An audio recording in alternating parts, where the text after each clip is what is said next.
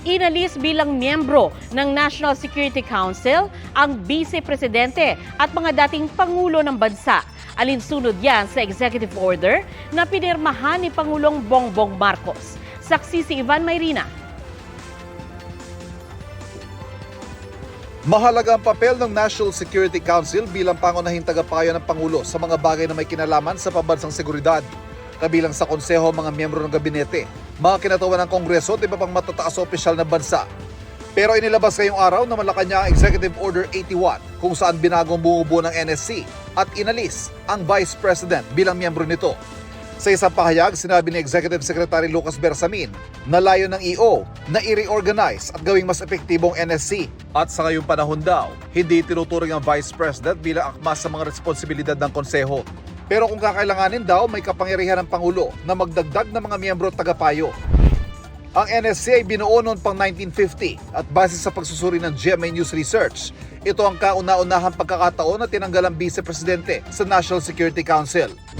Ang mga pananalita ni Vice President Sara Duterte kamakailan, itinuring ng pamahalaan bilang isang national security issue at active threat sa buhay ng Pangulo. Patayin mo si BBM, si Lisa Araneta at si Martin Romualdez. Kinwestiyon din noon ni VP Sara kung bakit ni minsan hindi siya nakatanggap ng imbitasyon para dumalo sa pulong ng NSC.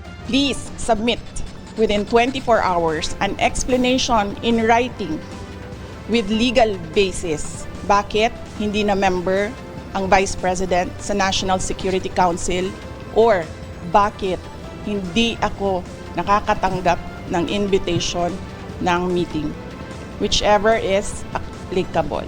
Sa nilagdaang EO ngayon ni Pangulong Bongbong Marcos, ipiniliwanag na isinagawa ang pagbabago dahil kailangan daw tiyakin na manatiling resilient ang NSC at kayang sumabay sa mga nagbabagong hamon sa loob at labas ng bansa. Kailangan din daw masiguro na pinaninindigan at pinoprotektahan ng mga miyembro ng NSC ang national security at sovereignty. Bukod sa Vice Presidente, inalis din sa EO bilang miyembro ng NSC ang mga dating Pangulo ng Pilipinas. May 3 dating Pangulong nabubuhay pa, sina Joseph Estrada, Gloria Macapagal Arroyo at Rodrigo Duterte, ama ni Vice President Sara Duterte at pangunahing kritiko ni Pangulong Marcos. Sinusubukan pa ng GMA Integrated News sa makuhang reaksyon ng Vice Presidente at ng mga dating Pangulo ng bansa. Para sa GMA Integrated News, Ivan Mayrina, ang inyong saksi. Mga kapuso, maging una sa saksi. Mag-subscribe sa GMA Integrated News sa YouTube para sa iba't ibang balita.